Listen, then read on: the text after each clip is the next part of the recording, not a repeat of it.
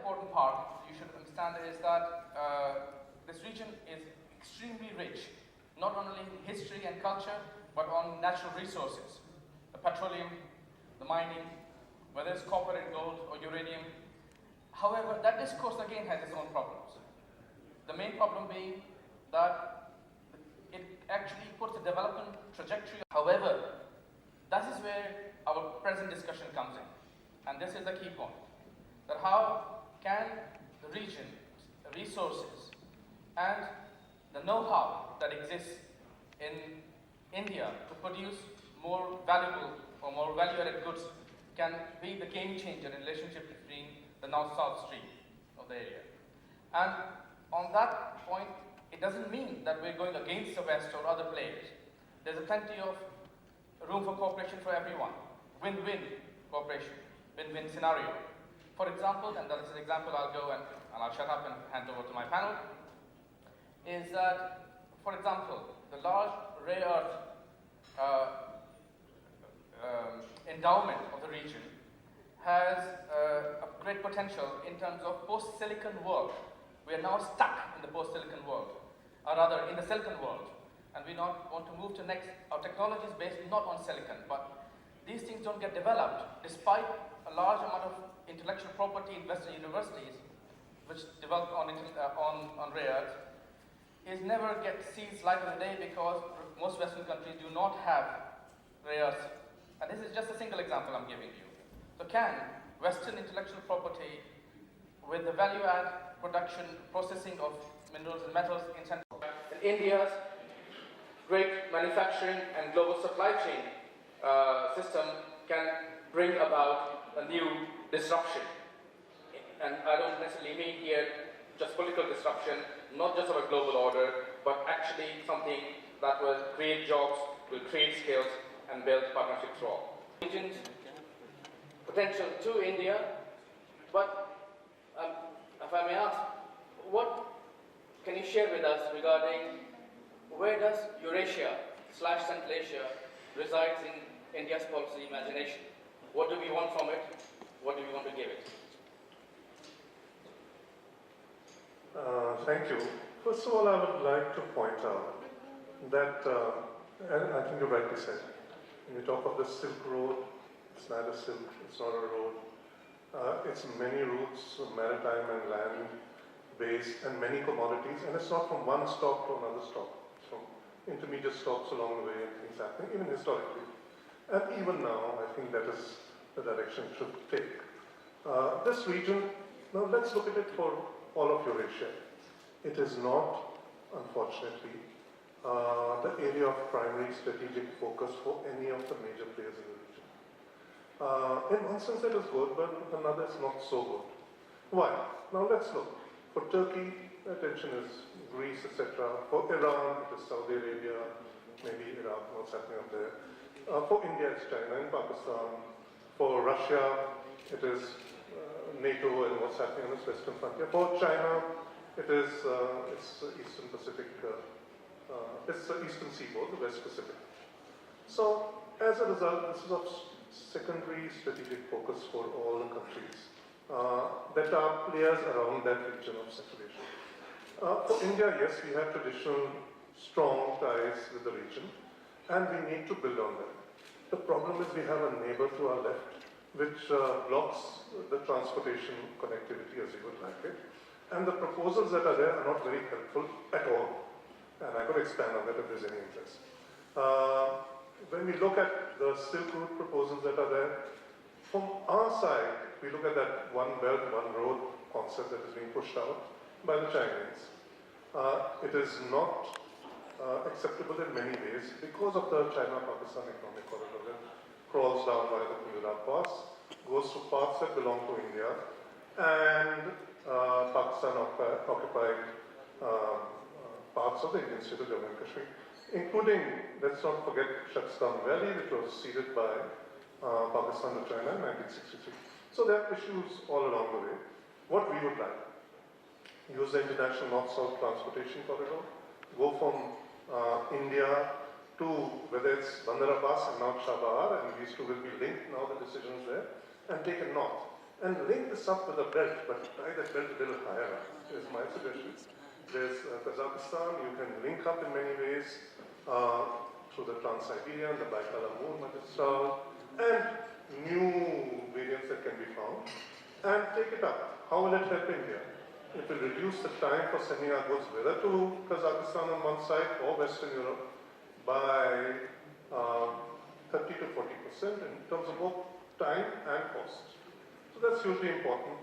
Trial runs have been undertaken, and that is something that we should support.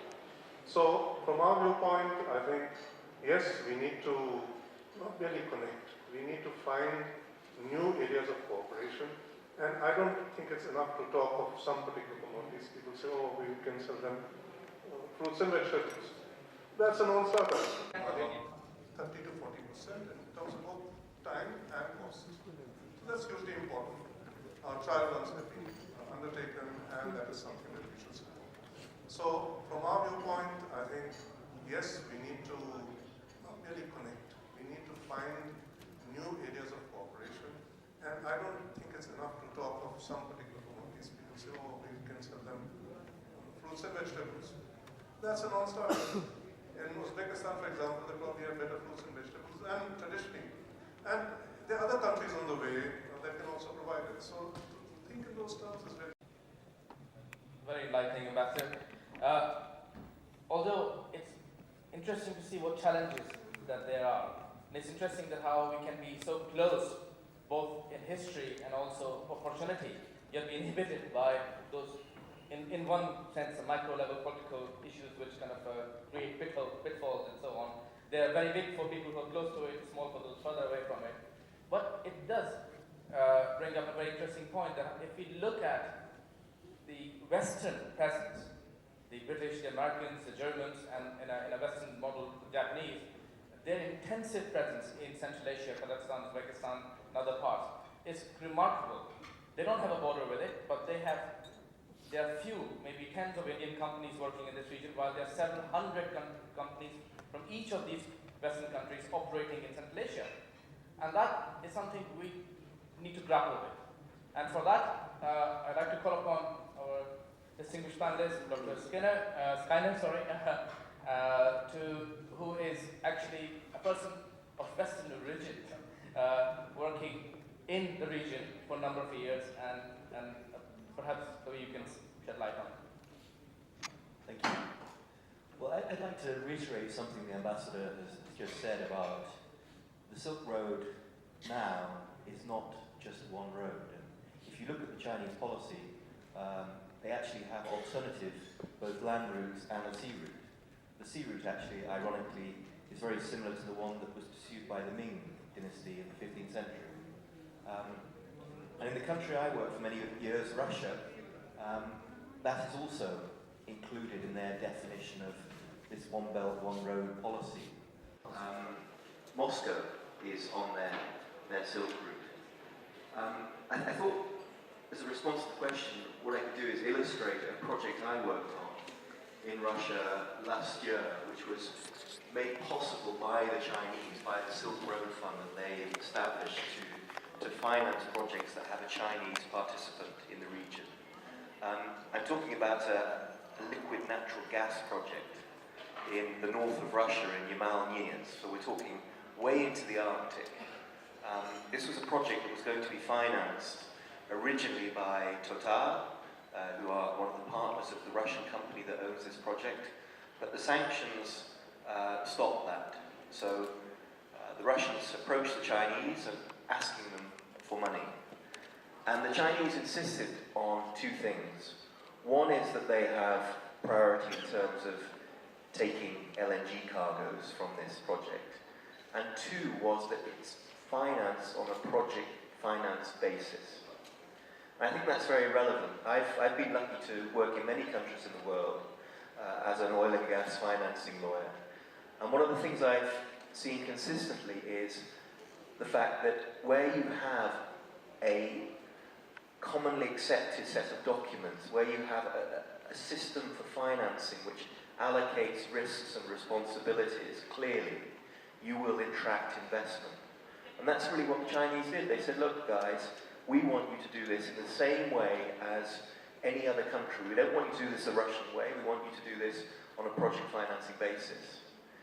And I think, in answer to your question, I think one of the challenges that India faces is creating the Russian company that owns this project, but the sanctions stop that. So the Russians approached the Chinese and asking them for money. And the Chinese insisted on two things. One is that they have priority in terms of taking LNG cargoes from this project. And two was that it's financed on a project finance basis. And I think that's very relevant. I've been lucky to work in many countries in the world as an oil and gas financing lawyer. And one of the things I've seen consistently is the fact that where you have a commonly accepted set of documents, where you have a system for financing that rate of return. The first is the credit risk, and that's always going to be the major risk in a large-scale energy or infrastructure project. You've got to be able to be assured that whatever you're producing is being sold over a long term at a price that guarantees you that return. The second, of course, is currency risk. Often energy projects, infrastructure projects that are financed by development banks, commercial banks, they are in parts of the world where the local currency, the sequencing of when that project develops, sticking to the timeline, it's critical in terms of reducing costs. So I think, without having had very much experience in India, I think that would probably be my answer. And it's very interesting, the Chinese, they are very, very dense. They realise that the project financing model has led to huge developments in energy and infrastructure all over the globe, and they want to copy it, like they do in terms of their industry and technology. It's a question of borrowing from other cultures and making sure that you have the framework in order to allow it to develop in your own. I would like to add my comment on really the unity and integrity of the region, and second on the importance of history for technology and for our future. And I would like to mention that to try to describe a bit the time we've all been living in. That the historical and cultural connection between India and Central Asia are tremendous. There are myriads of links. If you are in Delhi, if you happen to be a foreigner, and if you are an Indian, of course you know that Tughlaqabad Fort and Qutub Minar, not far from here, it's just possibly 1 hour drive or less, 40-minute drive. And you will see the legacy which was brought from Central Asia. It's a cultural, it's a technology. If you go to Qutub Minar, you will see that technology was tremendous. At the third generation of nomads coming to India, they are building still there, whereas the later editions were destroyed during the latest earthquake invasions and so on. And this connection can be felt in everything I see in India. To be honest, coming here, over years, I don't feel foreign anymore. Of course, I don't speak Hindi or Urdu, but it's just like in Central Asia. You come to a place which maybe you don't understand what people at the moment saying, but you understand the context inside of it, the cultural connection, how people interact, how society or social structures are organized inside, and everything is clear. We feel home in both our countries, and it's amazing the ignorance both people, both all nations from all sides demonstrate. Almaty and Deli, it's just 3 hours flight. Within both of our countries, we have distances longer than that.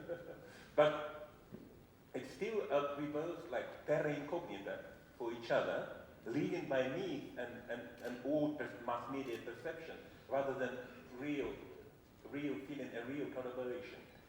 And talking about collaboration, I should mention that, of course, culture is important, and we should that Indian culture is tremendously popular in Kazakhstan and the region, and it's so close to to us, to our couch, to our ceiling. But talking about trade, it was rightly mentioned that some geography or current political condition can be preventive toward it, not favorable toward it. But this depends on what we trade with. Because anything that would unfortunately produce in Kazakhstan in terms of technology transfer and in another regional innovation, it's faced with the tremendous challenge of the geography or labor cost or climate condition. It's simply not competitive at global scale. However, there are things, and now we talk about renewables and high technology things, that launching research, common research in this area, developing this particular kind of activity can contribute a lot. And let me explain how for technology. Okay, so talking about technology, that everything else, we live in the time of current industrial revolution. So our life is going to change, like before steam engine and electricity and other engine and discovery of electron, which actually was in Cambridge, change the world, change our being, which means that new discoveries which happen now, going to change our being. In 10 years' time, possibly, or so, we'll be living in a different world. And the thing is that all speeded by digital revolution. But digital revolution is just 0 and 1. 0 was invented in India. Algorithm and algebra were invented in Bukhara by algorithm, combined with the formula of Newton and Leibniz in Cambridge and Germany, and continued with the path of discoveries and electronics and ladder. It created the world of digitalization, or digital world we've been living, and we're changing our life. And Kazakhstan, if we continue the research, can contribute a lot to the main Indian problem, it's energy. Both from the point of view of efficiency, saving, because of the going into non-silicon electronics, the discovery based on a parental combination of polymers and rare energy of transportation and storage. If we go into this, I want to emphasize the importance of research, of organizing science and contributing not only resources but human capital as well into this process, we can achieve impossible, unimaginable things. Soviet physicist Lev Landau once said that one of the greatest achievements of the mankind is that scientists can understand things they can't imagine. So if we start the process, if India will become, and Kazakhstan, part of the revival of Silk Road, we should remember about the primacy of thought over material reality. And our thought, which in this case, our research, can change this reality.